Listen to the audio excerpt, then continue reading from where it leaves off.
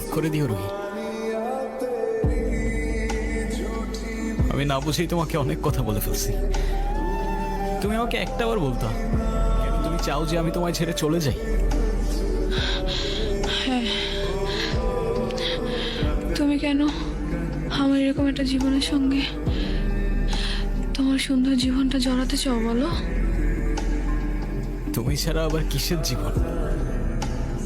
আমার জীবনটা তো ততক্ষণই সুন্দর যতক্ষণ সে জীবনে তুমি আছো।